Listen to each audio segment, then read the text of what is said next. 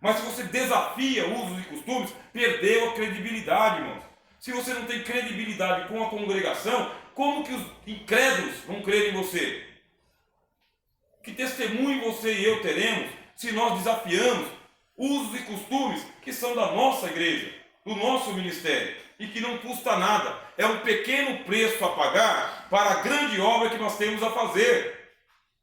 Aí você presente nos departamentos. Por quê? Nós precisamos, no dia do culto de missões, dos nossos jovens, correto?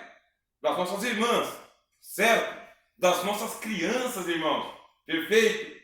Nós precisamos dessa turma. Agora, se no dia do departamento que eles vão ter ali um trabalho, você também não puder estar presente, e nunca pode estar presente, você não vai conseguir que eles venham com você para o culto de missões, porque nós queremos todo mundo participando. Nós queremos chegar para a líder do círculo de orações e falar: irmã, ajuda a gente nesse culto de missões.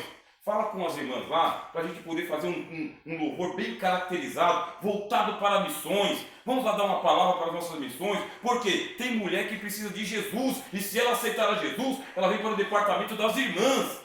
Aí você vai lá e conversa com os líderes dos jovens, e a mesma retórica, a mesma conversa, ajuda eles, apoia eles, esteja presente, porque se o jovem se converter, vai para o departamento dos jovens, faz uma aliança lá com o departamento de crianças, meus irmãos, para que eles participem também do culto de missões, todo mundo participando do culto que nós vamos oferecer.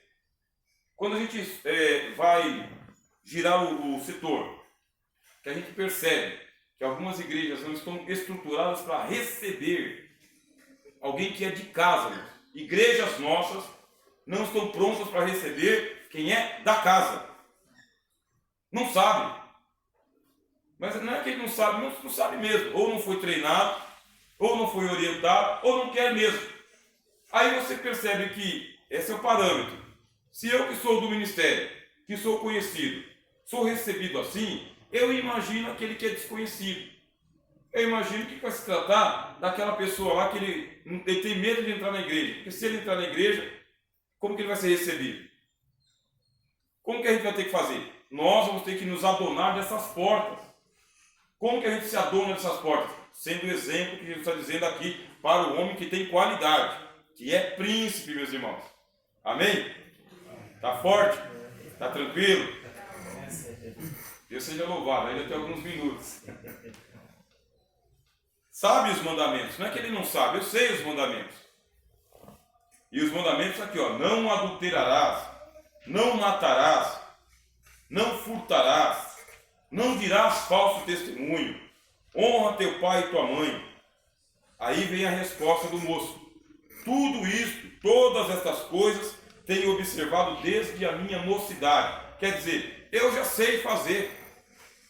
É aquela tristeza, meus irmãos, da pessoa que não aceita ser orientado ou reorientado.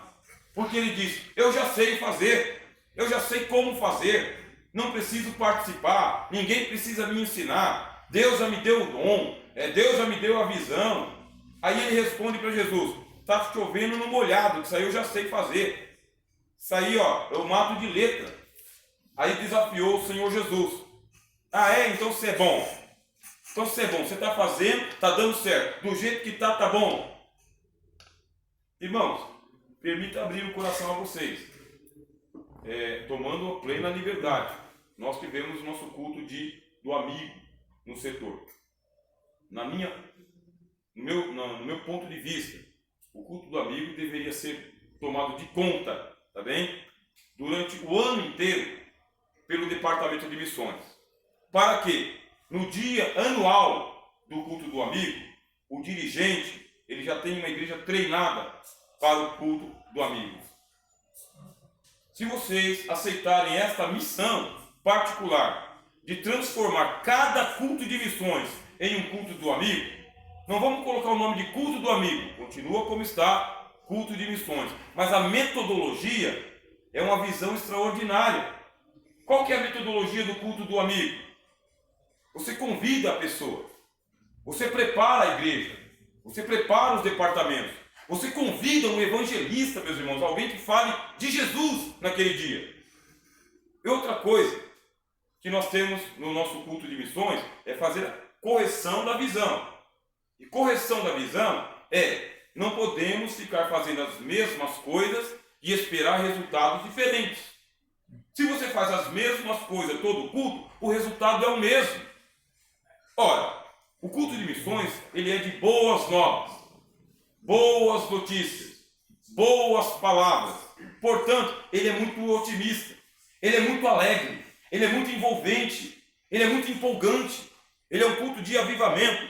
Eu trouxe a vocês aqui, só para vocês verem o livro, que é um livro que fala de um homem que era um avivalista, George Whitefield. Este homem, George Whitefield, ele foi um avivalista a vida inteira. Detalhe, era um homem de saúde precária. Era um homem com constantes enfermidades. Morreu com 55 anos de idade, de tanto se gastar na obra de Deus. De vez em quando, ele tinha alguma crise de tristeza, de melancolia e de pesar. Mas assim que ele sarava, assim que ele curava, ele não ficava em casa, ele estava no campo missionário. Estava fazendo a obra de Deus, atravessando o Oceano Atlântico, saindo da Inglaterra e indo para os Estados Unidos. Isso aí há 2 séculos atrás. Esse aqui foi a causa de um dos maiores avivamentos da história da igreja. Os historiadores só comparam ele a Lutero e a Paulo. Paulo, Lutero e George Whitefield. Ninguém depois dele. É ninguém. Porque ele sozinho enfrentava as pessoas em qualquer situação e circunstância até levá-las a Cristo. A insistência dele era que a pessoa nascesse de novo, aceitasse a Jesus, se convertesse, tivesse o Espírito Santo no coração. Assim ele é um homem que serve de exemplo para nós. Agora, quantos George Whitefield Deus vai levantar na história da igreja? Não sei. Agora, o nosso setor, ele tem muita possibilidade de nós fazermos cultos avivados. O culto de missões avivado, meus irmãos. Alegre, envolvente, empolgante, convidativo, meus irmãos. Não aquele culto que as pessoas evitam ir. Por quê? Porque nós estamos matando o culto de missões. Eu digo isso como alguém que vai palestrar nos cultos. Ô professor, pode vir pregar no culto? Ô pastor, pode vir pregar no culto aqui? Quando chegamos lá, aí a gente vê a mesma metodologia que vai matando o culto. Como a gente sabe que vai matando o culto? Vai igualando ele. Irmãos e irmãs, o culto de missões é a porta de entrada do Evangelho. É você assumir essa característica, essa alegria da salvação, essa convicção. Nós não estamos competindo com o culto das irmãs, mas o culto das irmãs é muito bom. Nós não competimos aqui com o culto dos jovens, mas o culto dos jovens é muito bom. Agora, o nosso culto de missões, ele é muito parecido com todos. Não é uma crítica aos irmãos, a nós, examinai a vós mesmos, disse o apóstolo Paulo. Não dá para fazer as mesmas coisas e esperar resultados diferentes. Se um ou outro aqui se diferenciar, é porque está fazendo algo diferente no seu departamento. Então pega esse aqui como sendo o seu trabalho. O seu trabalho. Envolva toda a igreja. Peça a Deus, como John Wesley pedia, 100 homens, Senhor. Dá-me 100 homens e nós evangelizaremos o mundo. Esse era o pedido dele. Agora, com esse fervor, com essa alegria, com esse denoto, com esse envolvimento, você precisa ser, na tua igreja, a pessoa mais envolvente que existe lá. Porque se você não for muito envolvente, acessível, próximo, comunicativo, pede para Deus colocar alguém do teu lado que faça esse papel, que seja envolvente, dedicado, simpático, comunicativo, uma irmã que seja dessa maneira, alguém que te ajude. Porque o apóstolo Paulo, ele era um homem muito intrépido, só que ele tinha do lado dele um homem como Silas, por exemplo, que era um homem companheiro, e o Barnabé, que era um acolhedor, e o Timóteo, que era próximo das pessoas. Você não está trabalhando sozinho. Nenhum líder pode trabalhar sozinho, nenhum líder pode. Você pode colocar muita gente para trabalhar com você no culto de missões, no dia do culto de missões, porque esse departamento não exige pedigree. Você não precisa ter pedigree. Você não precisa ter credencial da convenção para sentar na cadeira do púlpito na hora de você evangelizar. Outra coisa, aqueles irmãos que trabalham com você o mês inteiro evangelizando, batendo lá nas portas, conversando com os irmãos, Esses irmãos, no dia do culto de missões, têm o direito de estarem ali celebrando com você, tomando conta das ofertas, tomando conta da porta, tomando conta dos departamentos, assentando com você ali, chama mesmo. Mas para isso, ali, amizade com o dirigente, conversa com o dirigente. Olha, eu vou chamar aquele jovem ali porque ele me ajudou, aquele jovem lá porque me ajudou, aquele irmão ali, ele não foi consagrado ao ministério, mas ele consagrou a sua vida para a obra de Jesus. É digno disso. Ele é digno, meus irmãos. É um culto. O púlpito não vai ficar mais santo ou menos santo se alguém que não tem consagração ministerial se assentar ali, desde que seja um trabalhador do Evangelho.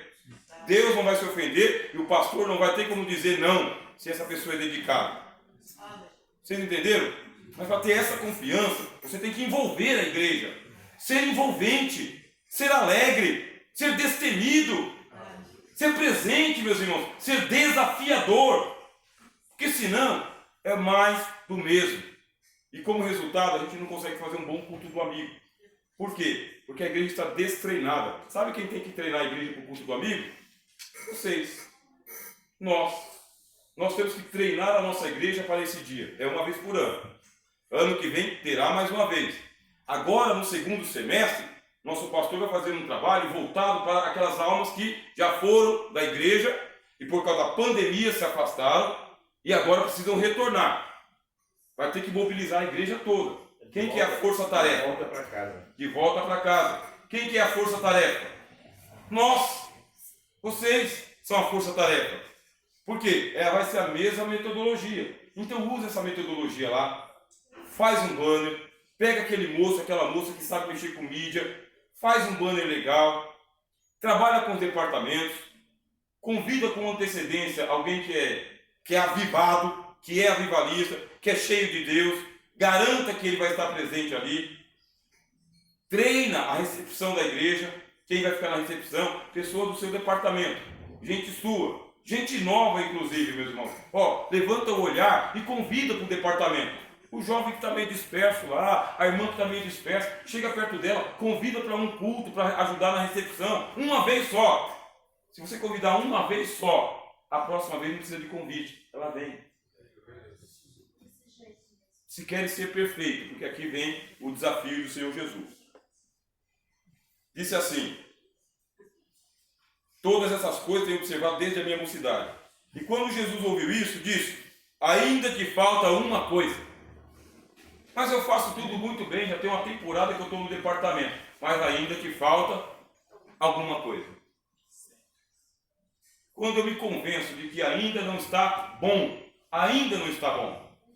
eu cobro a mim mesmo. Eu vou perante Jesus, perante Deus e o Espírito Santo e falo: Senhor, ainda me falta alguma coisa. Eu ganhei 5 almas, mas tinha quantas na igreja? 15. Ganhei 5. O que aconteceu com as outras 10? Fica para a próxima? Ou eu já preparei a igreja para o próximo domingo? Porque quem veio e recebeu a saudação, seja bem-vindo em nome do Senhor Jesus, eu com estratégia fui lá e anotei o nome e o celular da pessoa, porque eu preparei uma ficha dos visitantes, e nessa ficha vai o nome e um contato, nome e contato, nome e contato. Elas sabem disso? Às vezes não. Se eu tenho nome e contato e ela já aceitou Jesus no culto, facilitou, departamento de integração. Se não, departamento de visita. Os senhores vão montar o departamento de visitas das missões. Tem o da igreja, que é organizado pelo dirigente. Você pode fazer parte, ou deve fazer parte. Mas tem aqueles que são das missões, que vão cuidar disso. Você está aqui com um peixe na rede, porque ele veio para a igreja. Ele veio, ele atendeu. Em todo culto que tem 1 ou 2 ou 3 visitantes, com a fichinha ali, nome e contato. A pessoa dá o nome e contato, pelo WhatsApp você contata ela, marca um dia ali de agradecimento pela visita dela na igreja. Nós queremos ir na tua casa, agradecer por tua vinda à igreja, abençoar você. É uma visita de 5, 10 minutos. Que hora que eu posso passar aí? Você vai mais uma vez fazer essa manutenção da alma que Deus te deu. Deus me entregou. Ainda lhe falta uma coisa. Então o que é que está faltando? Lá no Evangelho de Mateus, Jesus falou: você quer ser perfeito? Então vai, começa tudo de novo. Está disposto? Os irmãos e as irmãs estão dispostos a sair daqui nessa noite como se fosse a grande consagração de cada um de vocês para o primeiro culto de missões da sua vida? Amém. Porque eu posso estar convencido de que eu já estou há muito tempo no departamento, já sei trabalhar, e do jeito que eu estou trabalhando está bom, está agradando o pastor e a igreja. Só que Jesus fala, você precisa agora começar do zero. Porque muitas vezes a sua experiência virou tradição. E a sua tradição não está adiantando, não está resolvendo. Acabou a alegria, acabou o ânimo, acabou o envolvimento. É muito monótono, meus irmãos, em alguns lugares. Não em todos, mas em alguns lugares. Vamos lá, pendura uma bandeira do Brasil aqui, outra bandeira, não é contra as bandeiras, tá? Mas pendura as bandeirolas aqui. Aí a gente vai lá naquela mesma retórica de sempre e tenta impactar os irmãos com uma realidade que está fora de nós aqui. Nós temos que pegar uma realidade do bairro. Pega uma realidade do bairro. Sabe como você sabe a realidade do bairro? Se você participar das visitas da igreja. Se você conversar com a membresia da igreja. Quando eles disserem para você, a minha mãe está doente. Meu filho está internado. Meu marido abandonou a casa. Meu filho está nas drogas. Estamos comendo só arroz e feijão. Meu filho está sem roupa. Quando você vai se acercando às realidades da tua igreja, no seu bairro, você está com a faca e o queijo na mão. Deus está trazendo na sua mão. Trazendo para você o que você precisa. Agora vai lá. Usa todas as estratégias. Jesus fala, vai, vende tudo o que você tem. Começa do zero. Começa do nada. Você vai gastar tempo. Por que Jesus ele falou para o mancebo de qualidade, o jovem rico, ir até vender tudo e dar aos pobres? Porque o camarada está vivendo na corte, meus irmãos.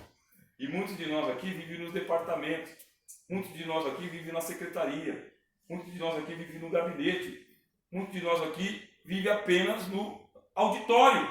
A gente não tem contato com o campo. Não tem contato com os pobres, com as pessoas, com os pecadores. Não temos esse contato mais. A gente ficou etiquetado, meus irmãos. Terno, gravata e Bíblia debaixo do braço. Perdemos o cheiro das ovelhas. Perdemos o cheiro do campo. Perdemos o calo na sola do sapato. Nós perdemos, meus irmãos, o suor descendo pelo rosto. Perdemos o contato com as pessoas. Estamos burocratas, meus irmãos. Igrejas muito bem organizadas, confortáveis, mas perdeu o contato com as pessoas que são de carne e osso. Quando Jesus fala, vai lá com os pobres, pega lá, sai do palácio, sai lá daquelas carteiras e daqueles lugares avultuosos, sai daquela música bonita lá e pega aquele pessoal e leva para a praça. Tenta levar os seus músicos para a praça, tenta levar os seus jovens para a praça, tenta levar a orquestra para a praça, tenta levar para perto da casa das pessoas, vai lá onde eles estão. Vende aos pobres, quer dizer, dá aos pobres, quer dizer, vai ter contato com as pessoas aonde elas estão. Porque a grande maioria de pecadores está no mundo. E não é longe lá, longe. É perto de nós, é no mundo, perto de nós. Vocês acham o quê? Que aquele jovem quando saiu, a Bíblia diz, ele saiu muito triste. Por quê? Porque ele tinha vontade de servir a Jesus daqui para frente com o que ele tinha. Mas aquela bagagem era desnecessária. Ah, mas eu posso patrocinar o seu ministério com todo o dinheiro que eu tenho aqui. Aí vem o Senhor Jesus e fala, não é de pão que vive o homem, mas da palavra que sai da boca de Deus. Ah, eu não tenho recursos materiais, mas recursos materiais é secundário. O que é primário? Você, eu, nós somos primários, em primeiro lugar. Os recursos materiais virão, mas eles são dispensáveis, diz a palavra de Deus. Naquele trato que o rapaz saiu para dizer, eu estou indo aqui para poder dar aos pobres. Pensa quantas pessoas ele encontrou pelo caminho, na miséria. E o quanto que ele foi humanizado pela obra de Deus. Humanizado. Por que humanizado? Porque a gente vai orar pelas pessoas doentes, tristes, sem forças para vir para Jesus. Nós vamos encontrar pessoas nas piores condições de vida. Mas Jesus vai estar conosco ali, naquele lugar. Vocês creem? Amém. Diz a história da igreja que aquele jovem saiu muito triste porque ele queria seguir Jesus imediatamente. E Jesus colocou uma prova para ele. Só que a história da igreja diz que ele foi. e obedeceu Jesus. A história da igreja diz isso. Ele começou a vender tudo, porque ele perdeu a alegria de viver. Depois que ele teve um encontro com Jesus, a alegria dele era seguir Jesus. E Jesus falou, não, você tem muita coisa para me seguir, tem que ser com menos. A história da igreja diz que ele foi e começou a fazer obras de caridade entre os pobres, e cada vez tinham mais pobres, até que ele realmente ficou só com uma propriedade. E a última propriedade que ele tinha, ele foi, vendeu e colocou aos pés dos apóstolos. E a história da igreja diz que o jovem de qualidade era Barnabé. Barnabé, aquele homem lá que se tornou missionário na obra de Deus e depois se tornou o grande consolador. Isso é o que diz a história. Veja só, a gente aceita o desafio. Vamos começar de novo? Vamos. Vamos começar bem? Vamos. Vamos aceitar esses conselhos? Vamos, meus irmãos. Vamos ser envolventes, vamos ser próximos, vamos fazer isso. Sabe? Vai, entrega tudo aos pobres.